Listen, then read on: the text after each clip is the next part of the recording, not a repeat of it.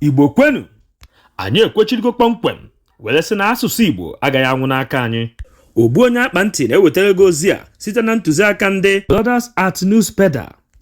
Ngwa gezie ntị nke ọma ka anyị wetara unu ihe mere n'izuụka nke gara aga.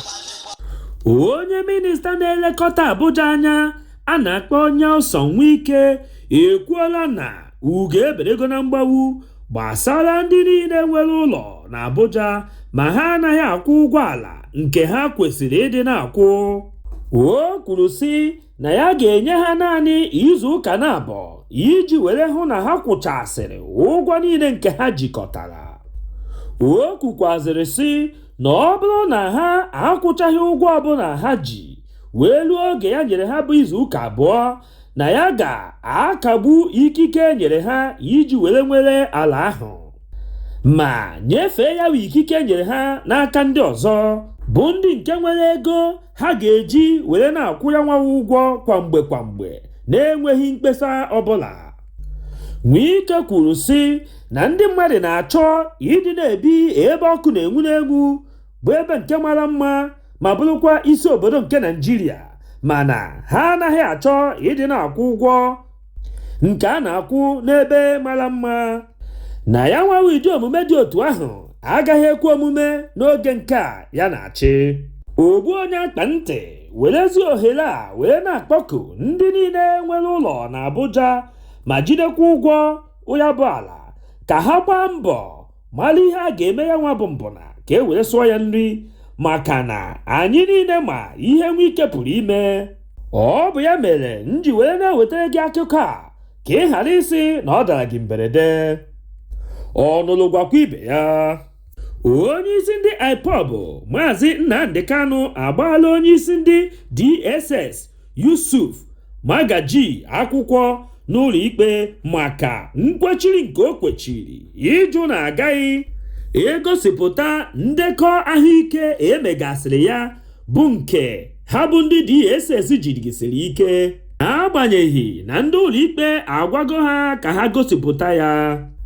Onye ọkaiwu nke Maazị Nnamdi Kanu a na-akpọ Ifeanyị Ejiofor kwupụtara nke a were sị na Justice Binta Nyako nyere ntụziaka nke a ka ọnwa Julaị dị mkpụrụ ụbọchị 20 ka ndị DSS wepụta ndekọ ahụike niile emere Maazị Nnamdi Kanu malite ka ọnwa Juun dị mkpụrụ ụbọchị 21 were ruo taa, mana ndị DSS kpọchishiri ntị ha na ihe ndị ụlọikpe kwuru. Echefukwala na onweghị ebe iwu na-achị Naịjirịa nyere ndị DSS ikike ka ọkwa ha karịzie iwu nke na-achị Naịjirịa. O kwere m ka nghọta na ndị DSS ka nọ n'okpuru iwu nke jikọtara Naịjirịa. Ọ bụ nke a mere ma onwe m Ogbuonyeakpanti ji were na-ajụzi kedu ihe nke kpatara ndị DSS ji elupụ isi n'ihe iwu na-achị Naịjirịa kwuru. Ọ bụzi na nwaọkpụ isi amaghị akpụ ka ọ bụ na agụba adịghị nkụ. Ejiofor kwukwazịrị sị na nke kachasị nke bụ na ndị DSS anaghịzi ekwe Maazị Nnamdi Kanu ka ọ hụ ndị ọbịa bịakwutere ya n'ụlọ nga ebe ọ nọ n'aka ndị DSS. Nke a pụtara na o nweghị iwu ọbụla si na ụlọ ikpe pụta nke ndị DSS na-erubere isi ma ọlị. Ọ bụ ihe nnupụ isi ndị a niile mere onye isi ndị ọkaiwu nke Maazị Nnamdi Kanu a na-akpọ Michael Zokome jiri agba mbọ ịhụ na o nwetara ụbọchị ọzọ a ga-anụ ikpe Maazị Kanu, maka na ndị ụlọ ikpe akagbubuola ali ụbọchị 14 nke ọnwa Septemba anyị nọ n'ime ya bụ ụbọchị etosiburu ikpe ya nwa bụ ikpe. Ma n'oge adịghị anya Michael Zokome ga-enye anyị ụbọchị ọzọ a ga-ekpe ya nwa bụ ikpe. Ndị otu ndọrọndọrọ ọchịchị nke Labour Party ajụla ịnabata ikpe nke ndị tribunal kpere kpegide ha na Peter Obi. Ndị ụlọikpe tribunal kwuru sị na akwụkwọ nke Peter Obi gbara Tinubu na ndị APC na INEC enweghị isi nke o ji enwe ọdụ. Onye odeakwụkwọ mgbasa ozi nke ndị Labour Party a na-akpọ Obiala Ifo ekwuola na ofu mkpụrụ eziokwu kwọchara isi adịghị ndị INEC n'ọnụ ma ya fọzi ịdụ ndị ụlọ ikpe nke kpere ikpe n'ọnụ. Obiala kwuru sị na ndị Naịjirịa niile bụ ndị osiari gbasara ohi anya ọcha nke Tinubu na ndị APC zuru ụbọchị emere ntụziaka nke onye isi ala Naịjirịa. Ya bụ ntụnyeaka nke emere bụkwa nke ndị mba ụwa niile kwutọrọ ajọ omume emere ụbọchị ahụ, mana ndị ụlọ ikpe nke tribunal ma gbochie ntị n'obi ha n'ikpe ikpe nke kwụ ọtọ. O kwukwazịrị sị na ọchịchị onye kwuo uche ya nọzikwa na nnukwu ihe ize ndụ, ya bụ na ọ na-anwụzi anwụ n'ike n'ike, mana ha nwabụ ndị Labour Party agaghị ada mba n'ịhụ na ụmụ Naịjirịa nwere onwe ha n'aka nke ndị ji ha. Obiala jikwazi ohere ahụ were kene ndị ọkaikpe ha niile bụ ndị nke lụrụ ha ọrụ were mee ka mba ụwa niile mata alụ magomago alụrụ n'oge ahụ emere ntụziaka. Na mmechi okwu ya o kwuru sị na ha ka ga-ekwupụtara mba ụwa niile ebe ha kwụ na ebe ha ga-eje, mana ọ ga-abụ mgbe ndị ọkaikpe ha niile tụkọrọ isi ọnụ were gwa ha ihe nke ha ga-eme. Ogbuonyeakpanti were na-asịzi na ebenebe gburu mmiri ama n'ehi n'anya, anya mmọnwụ adịghịkwazi ebe a kpapụrụ ya. Ya bụ na ọchịchị onye kwuo uche ya ala na kanai na ala Naịjirịa.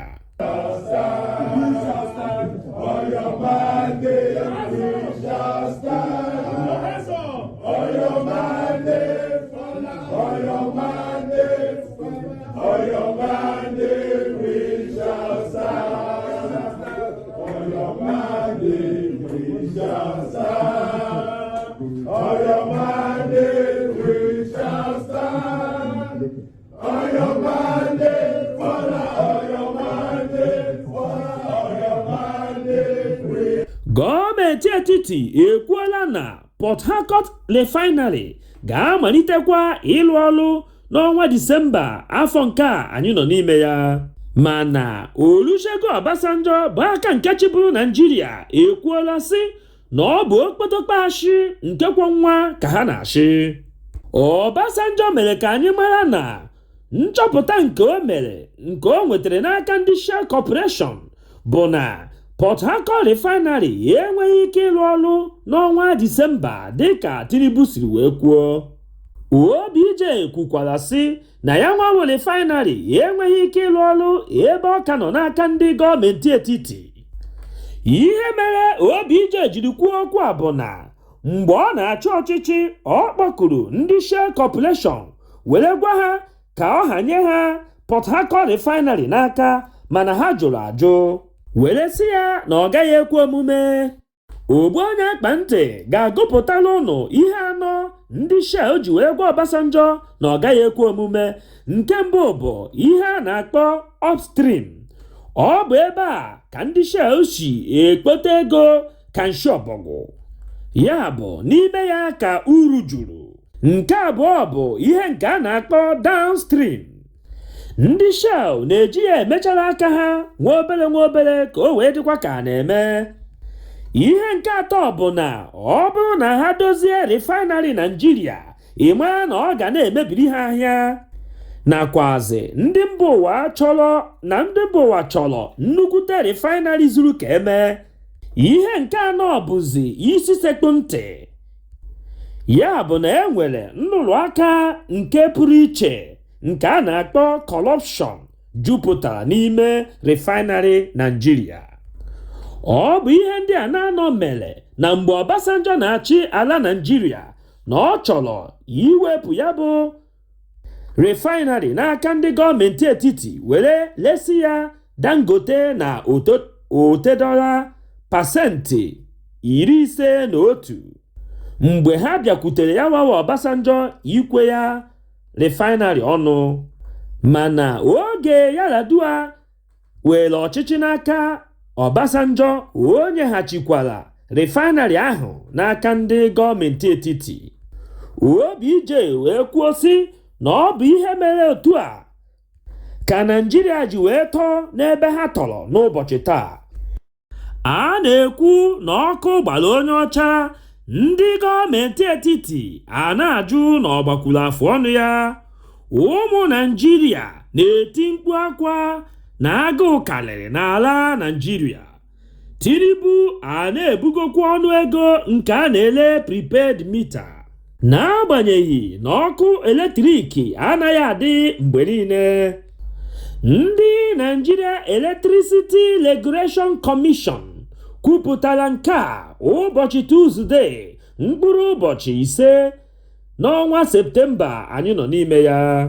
Ha kwuru sị na ha ga-amalite na-elezi nke a kpọrọ single face prepaid meter n'ọnụ ego 81,975 naira 16 kobo n'ọnụ ndị iti, mana ihe a na-elebu ya na mbụ bụ 58,661 naira 69 kobo.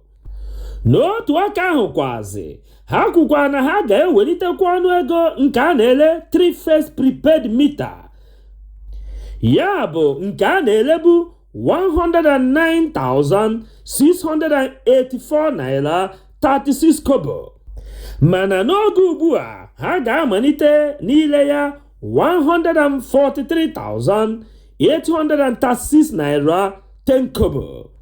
Ogbuonyeakpanti jizi ohere a were na-arịọ onye isi ala anyị Tinubu na ndị ọchịchị ya n'olu okwu nke onwe ya biko allow the poor to breathe. Ndị gọọmenti etiti akwụsịna ndị ọrụ na-alụ okporo ụzọ niile dị na South East ka ha were nyochaa ndị ha nyere ya bụ ọrụ ịlụ okporo ụzọ n'ihe gbasara ego ha ji alụ ya bụ ọrụ. Aka chịbụrụ Ebonyi steeti a na-akpọ David Umaya bụ onye minista nke na-ahụ maka ọrụ, bụ onye nke ji aka ya na onwe ya were machie ndị ọrụ okporo nke South East na ha agaghị alụnatakwa ọrụ ọzọ rukwe mgbe ya ga-enyochacha ndị niile ji ọrụ okporo ụzọ ahụ na ndị nke ha ka ga-enyekwa ọrụ n'ọdịnihu. Umahi kwupụtara nke a na Tọzdee, mkpụrụ ụbọchị 7 nke ọnwa Septemba anyị nọ n'ime ya, oge ọ gara nlekọta ọrụ n'okporo ụzọ nke ndị gọọmenti etiti dị n'Enugu steeti. O kwupụtakwara iwe ya gbasara ijeri 15 eji alụ akwa 3 nke a na-akpọ briji nakwa ogologo okporo ụzọ 3 sokwa ya. Ọ bụ nnukwu ego ndị a na-erifu mere o jiri wee kwụsị ọrụ niile nke a na-alụ. Ọ sịrị na ọ gbagwojuru ya anya etu ha siri nara nnukwu ijeri ahụ were na-alụso naanị akwa 3 na ogologo ụzọ 3. Ogbuonyeakpanti jizi ohere a wee na-ayọ Umahi ka o nyocha ya ngwa ngwa ma hụ na alụpụrụ ọrụ nke ndị South East ka ọ gharakwa ịnọ na mmiri nchaba ya anya dịka Amaechi siri wee lụọ nke a na-akpọ ụgbọ oloko tren. Ọ lụrụ na mba niile ma rapụ mba South na South East. Ọ bụ ihe ihere banyere ya. Ndị onyokomite anyị mere ka anyị mara na ndị mba Amerịka na-akpa nkata ụzọ ha ga-esi pigbuo onye isi ọchịchị nke ndị Niger Republic, bụ ndị nke napụrụ onye isi ala ha ike ọchịchị ya n'aka ike. Dịka anyị siri nụ na onye Russian Foreign Intelligence Service kwupụtara na obi adịghị ndị White House mma gbasara ihe nke mere na Niger Republic, na ha atụkwasịghị obi ọbụla n'ebe ndị ECOWAS nọ maka na otu ha si ahụ ndị ECOWAS na ọ dịghị ha ka ndị ECOWAS a ga-anyụnwu ahụ enu na ịkpọghachi onye isi ala ndị Niger Republic n'ọkwa oche ya. Onye nnọchi anya Russia kwukwazịrị si na ndị na-anọchitere mba Amerịka na egwu nke ha ma anyị ya atụkọ n'isi ọnụ na-akpa nkata onye nke ha ga-esi n'aka ya were nyefee onye isi ndị Republic n'aka igbu ya egbu. O kwuru si na ndị mba Amerịka na-agba mbọ ịhụ na ha ga-esi n'aka otu onye ma ọ bụ abụọ bụ ndị nke si na mba Republic, onye nke na-anọ onye isi ala ha nso na-erikọ ma na-aṅụkọ, na ọ bụ n'otu aka ahụ ka ha ga-esi wee nweta ogbugbu ya ọ dịrị ha mfe.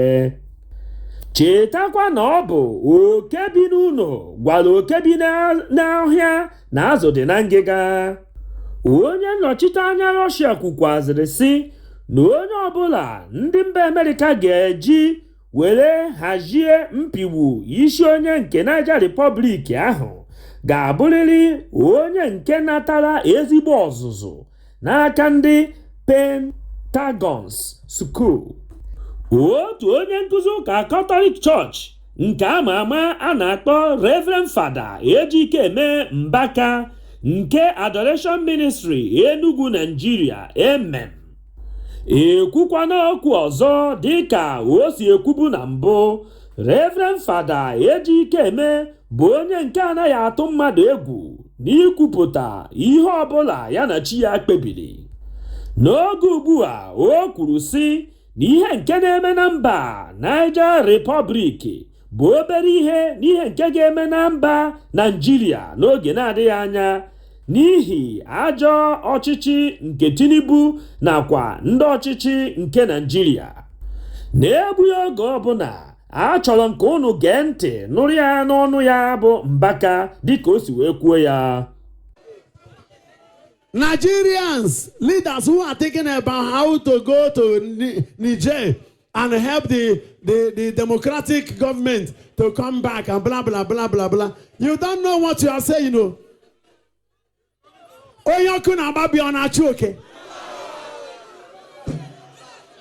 Your house is on fire and you are pursuing a rat. Meanwhile, your family is inside the house and you saw a rat. You left the house that is burning and you are pursuing a rat. And those who set the house ablaze are coming with buckets of fuel. Save your house first. Imanayana mambo mbono amumatara. Ofeka maron bekere nkonkwa. Nane jekwe Niger, je yore Niger. And what we tell you that God doesn't want Nigeria to get involved in that rubbish. The first aircraft Nigeria sent there clashed. Most of our soldiers died. Do we still need another sign? Nigeria, come and solve your local problems. Our youths are dying. Our old men and women are dying. Many pensioners are dying. Our hospitals are dying. Our schools are dying. Our lecturers are dying. Priests are dying. Pastors are dying. Kidnappers are almost taking over our bushes. What are they doing there? Heaven, let me tell you. Hello? Heaven is watching President Tinubu. Heaven is watching President Tinubu. If Tinubu submits to the power of God, God will use him to save this country. If he doesn't want to submit to the powers of heaven, something worse than what is happening in Niger will happen in Nigeria. I don't know how, I don't know when, I don't know. But under prophetic code, I am telling them, let them not think that Nigerians are stupid, Nigerians are weak. Because we knew a time when $1 is equal to 1 naira. What has happened? Why can't we go back to such good moments? Look at it in the moment that we want to buy new vehicles or House of Assembly, House National Senators, no trouble. Why can't they buy from Innocent? Why can't they use our local producers? Do they want our local producer to be locked up? They must be unlocked. There must be open doors. Those moments were when Anamco used to be in operation. In Kaduna, cotton mills will be happening here and there. Look at what is happening in Aba now. The African hub of shoemaking, of bag making. Aba is a place where we can invest seriously, and Nigeria will be better than China. Aba is the Nigerian China, Nigerian Asia.